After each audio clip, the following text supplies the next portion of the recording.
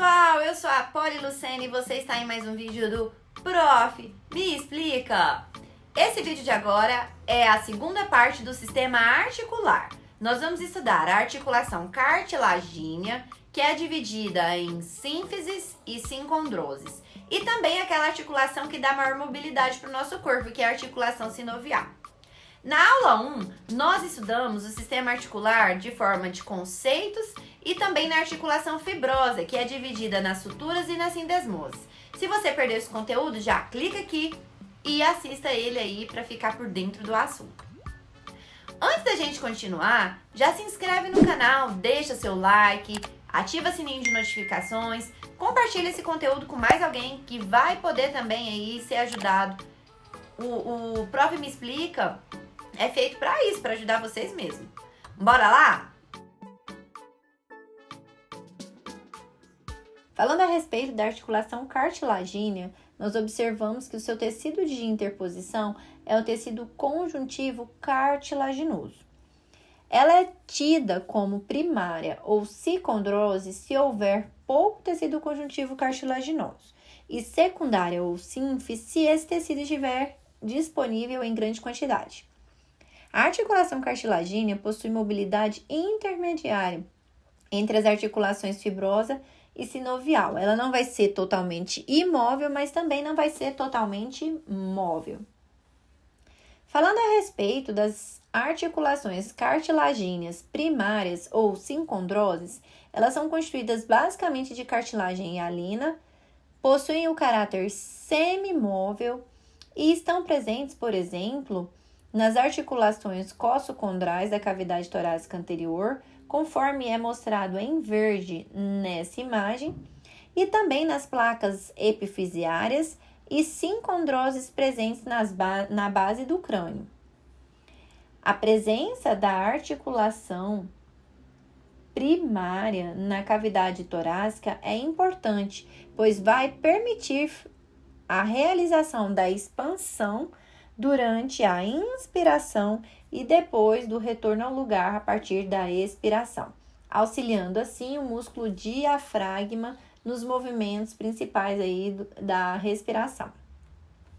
É importante lembrar que essa articulação cossocondral, ela está presente na extremidade external e lateral das costelas, que podem passar por um processo de inflamação, ocasionando a costocondrite, que é mais comum lá a nível de segunda, terceira, quarta e quinta articulações cossocondrais. Sobre as placas epifisiárias, é importante lembrar que o osso longo, quando ele está em desenvolvimento, ele possui as suas extremidades chamadas epífises e a parte medial chamada de áfise. A parte medial de áfise rapidamente é calcificada, enquanto que as epífises proximal e distal vão possuir uma região denominada placa epifisiária, que é o local de crescimento do osso. Nela, nós observamos uma grande quantidade de populações de células da cartilagem, como condrócitos em divisão, para poder facilitar esse aumento do comprimento do osso, condrócitos que produzem cartilagem e condrócitos velhos que vão se degenerando. Na parte calcificada, nós temos os osteoblastos que vão depositar osso sobre essa cartilagem produzida pelos condrócitos. Assim, nós observamos que a região antes ocupada pela cartilagem logo vai sendo calcificada os osteoblastos a partir da cartilagem. E por fim, outros dois exemplos de sicondrose, que nada mais é do que com cartilagem, estão localizadas na base do crânio. A base do crânio possui então a sincondrose esfenotimoidal e a sicondrose esfeno-occipital, as quais vão estar dispostas depois, ou seja, posterior à cavidade oral e nasal, mas anterior ao sistema nervoso central, porção do tronco encefálico de bulbo e ponte e também do cerebelo. Nessa imagem aqui, ela é mostrada em vista inferior. Sobre a articulação cartilagínea secundária ou sínfise, nós vamos observar que além da cartilagem hialina, há também a presença de tecido conjuntivo fibroso. Da mesma forma, pode determinar algum tipo de movimento, sendo considerada semi-móvel. E elas vão estar presentes nas articulações intervertebrais, a partir do disco intervertebral, lá na sínfise púbica, que está localizada entre os ossos do quadril direito e esquerdo, e na articulação manúbrio-esternal. A articulação manúbrio-esternal, ela vai acontecer ali, na região de ligação da segunda costela, da segunda articulação costocondral. Ela serve basicamente para ligar o manúbrio ao corpo do externo e é chamada também de ângulo de Louis. Na articulação cartilagínea secundária, o disco intervertebral possui uma estrutura toda diferenciada. Na região medular, a gente vai ter substância amorfa ocupando o que chamamos de núcleo pulposo, aqui visto em vista superior e vista lateral. E ao redor dele haverá tecido conjuntivo do tipo fibroso, formando o anel fibroso, que possui uma região mais externa e uma região mais interna. Esse disco intervertebral, ele faz contato ali muito próximo com a raiz nervosa de nervos, com gânglios nervosos e também com a medula espinhal lá do sistema nervoso central. O fato é que, caso haja algum rompimento do anel fibroso e consequente inflamação, a substância amorfa presente no núcleo pulposo pode sair da sua configuração normal e causar compressão dos gânglios nervosos. Isso aqui é o que chamamos de hérnia de disco. E essa hérnia de disco, dependendo da região, por exemplo, se ela acontece lá nos discos intervertebrais que estão nas vértebras lombares, ele pode comprimir, então, os nervos do plexo lombo-sacral. E comprimir, por exemplo, aqui o nervo ciático, um nervo muito importante que vai vir fazer aqui a inervação dos membros inferiores. É importante lembrar que a hérnia de disco, ela acontece no disco intervertebral e ela é diferente do bico de papagaio, que é uma outra alteração que a gente observa no corpo da vértebra, só que nesse caso há depósito de osso no corpo vertebral, fazendo com que haja leve alteração do disco intervertebral, mas cuja origem aqui vai ser no sistema esquelético e não articular. Sobre a articulação sinovial, ela também pode ser chamada de diartrose. E para poder estudar ela, é importante a gente lembrar que além da classificação estrutural baseada no elemento de interposição e da classificação funcional envolvendo esse movimento, já que ela é altamente móvel, há uma outra classificação funcional que vai envolver os eixos, sendo uniaxial quando houver apenas um eixo de deslizamento, biaxial quando há dois eixos distintos de movimento e multiaxial quando eu tenho pelo menos 3 eixos de movimento. Na articulação sinovial, além daquela infinidade de movimentos que a gente pode realizar, é importante lembrar que a estrutura ela é diferenciada. Vai haver a presença de uma cápsula articular que é composta de tecido conjuntivo fibroso, a qual vai formar uma cavidade articular com líquido sinovial que é produzido por uma membrana sinovial interna à cápsula articular.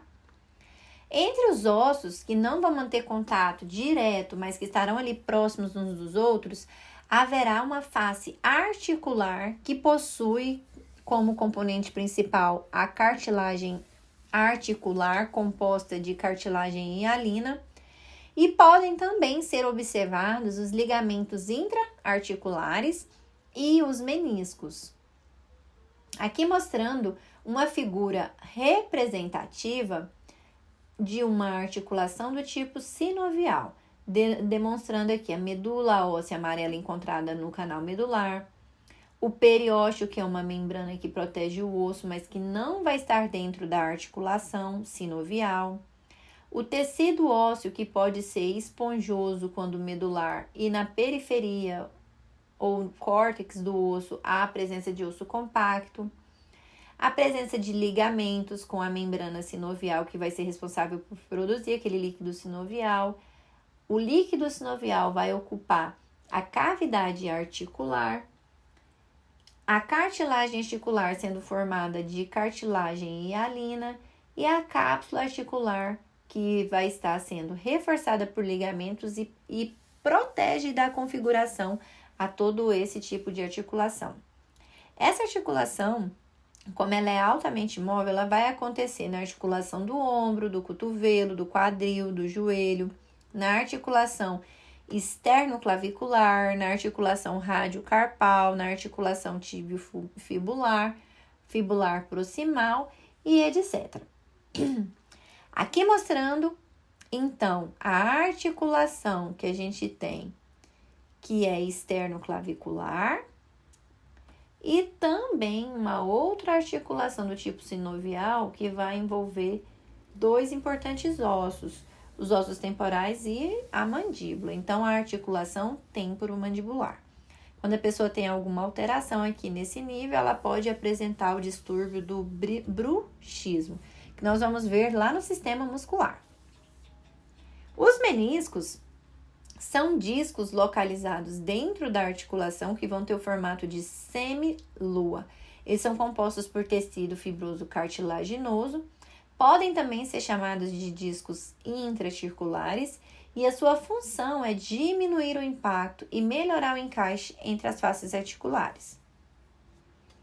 Qualquer alteração que a gente tenha dessa estrutura anatômica da cápsula articular pode levar ou conduzir a alguma patologia e deformidade das regiões onde elas acontecem. Em é possível observar uma articulação com a constituição normal. Em 2, por conta de traumas repetitivos, doença congênita ou algum outro motivo, iniciou-se um processo de inflamação. Se esse processo fica crônico e ele não se resolve, então é possível, como em 4, que haja substituição de tecidos, por exemplo, tecido fibroso, que não é móvel, ou mesmo por ossificação aqui dos ossos, que vai conduzir à perda de mobilidade entre as estruturas envolvidas e deformidade do local. É mais comum em pessoas com idade mais avançada e pode ser chamado, além de artrite, quando a gente tem inflamação na região, e artrose, quando a gente tem a substituição com alteração da anatomia aqui da articulação, de osteoartrite. A osteoartrite, apesar da nomenclatura com inflamação, ela nada mais é do que uma doença articular do tipo degenerativa, já que a gente está alterando a estrutura natural da articulação. Falando em artrite, há também a artrite gotosa, conhecida popularmente como gota. Ela consiste basicamente na incapacidade de quebrar ou de excretar o ácido úrico. Então, a gente tem acúmulo de metabólitos, como por exemplo o monourato de sódio, lá dentro da articulação. A causa mais comum é a deficiência da hipoxantina guanina fosforibosil transferase, a HGPRT, uma enzima responsável pela conversão de ácido úrico em bases purinas úteis, que como consequência vai gerar redução da mobilidade com dano do revestimento cartilaginoso e muita dor. Quando a gente vai classificando, então, as articulações sinoviais a nível de eixos, a uniaxial é aquela que vai ser capaz de se mover para trás, para frente, ao longo de um único eixo, e ela também é subdividida em gínglimo, trocoide e plana.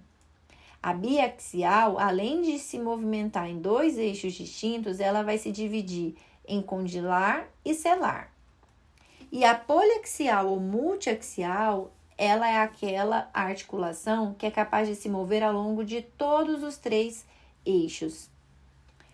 Há ainda os movimentos de deslizamento, que consiste basicamente na capacidade de deslizar uma a outra, quando eu falo, por exemplo, de ossos planos ou ossos chatos. Mostrando para vocês, o movimento de deslizamento é comum, por exemplo, aqui na articulação acrômio-clavicular, que é aquela que vai acontecer entre a clavícula e o acrômio da escápula. Na região intermetacarpal, na articulação tíbio-fibular proximal e em algumas das articulações intertársicas. A articulação uniaxial do tipo dobradiça ou gínglico, ela existe para facilitar os movimentos de extensão e flexão. Extensão quando eu afasto o osso do meu eixo principal e flexão quando eu aproximo. É o fato, por exemplo, de fazer extensão e flexão do braço para aproximar e distanciar a mão do rosto. Ela emprega os meniscos para poder amortecer os impactos e os principais exemplos que nós temos desse tipo de articulação são o cotovelo e o joelho. A articulação uniaxial do tipo pivô ou trocoide, ela é específica para os movimentos de rotação. Nós podemos observar ela, por exemplo, na articulação radioulnar, quando vamos promover movimentos de supinação e pronação. Quando o rádio, a partir de rotação, ele cruza a ulna. Na articulação uniaxial, há ainda a subdivisão plana ou artródia, que é para o movimento de deslizamento para frente e para trás. Um exemplo bacana aqui que a gente tem é o da mandíbula, a partir da ATM. Na articulação biaxial, nós podemos dividi-la em condilar ou elipsoide, que vai acontecer para a direção de movimentos das articulações em 2 eixos. É o que acontece, por exemplo, na articulação do pulso, quando a gente faz o movimento de flexão e extensão, e desvio ulnar e desvio radial, ou em articulação celular para os movimentos de adução, abdução, flexão e extensão, que acontecem, por exemplo, na articulação dos metacarpos. Na imagem é mostrado, por exemplo, a articulação carpo-metacarpal. Por fim, nós temos a articulação poliaxial ou multiaxial, que tem a propriedade de se movimentar em torno de múltiplos eixos. É o que acontece, por exemplo, na articulação do quadril, conforme a imagem demonstrada, que ela é uma articulação do tipo triaxial, capaz de promover movimento de rotação, abdução, adução, flexão e extensão. Mas podemos também citar como poliaxial a articulação do ombro, capaz de realizar todos os movimentos dos eixos. Quando a pessoa apresenta uma inflamação na região da articulação do ombro, ela pode ter desenvolvido a bursite. Bursite é uma inflamação que vai acontecer na articulação sinovial do ombro. É diferente de tendinite, que acontece nos tendões, e as causas mais comuns são o uso repetitivo da articulação, lesão por esforço, traumatismo, infecção, gota, artrite e causa desconhecida ou idiopática. Aqui na imagem é possível a gente observar a bursa, que acontece na articulação do ombro, que ela pode aí acontecer a bursa subacromial, bursa subdeltoide, mostrando que elas podem sofrer o processo aí de trauma e passar por inflamação. Outro fator aqui que pode envolver a articulação é a luxação, quando popularmente as pessoas falam deslocou o braço, saiu do lugar. Quer dizer a perda da anatomia habitual, porque um dos ossos se desarticula do outro, movendo-se em outra direção. Nos casos graves, pode lesar estruturas neurológicas e vasculares, sendo importante tratar o quanto antes. Então, aqui mostrando para vocês uma articulação do ombro com anatomia normal. E quando ele sofre o processo de luxação, a gente observa que ele desfaz essa anatomia e há aqui a perda de contato entre os ossos que estavam envolvidos naquela articulação. Mais comum de acontecer luxação é na articulação do ombro, na patela e nos dedos das mãos. Luxação é diferente de fratura. A fratura, é importante a gente lembrar que existe vários tipos, mas elas se voltam especificamente para o osso. Há ainda um outro termo que a gente denomina como entorse ou popularmente conhecido como torção. Ela se volta à lesão dos ligamentos que fazem parte da articulação. No momento do trauma, é comum ouvir um estalido que se refere à lesão que aconteceu no ligamento. É mais comum a entorse ou torção do tornozelo. E o tratamento aqui vai consistir em ficar de repouso, imobilizar, empregar gelo e medicações analgésicas e anti-inflamatórios, sendo aconselhável a fisioterapia e, em alguns casos, pode ainda resultar em cirurgia com o ortopedista. Então é isso, pessoal. Espero que vocês tenham gostado desse vídeo. No próximo vídeo, nós estaremos falando a respeito dos músculos no sistema locomotor. Eu vejo vocês lá. Até mais. Tchau, tchau, tchau.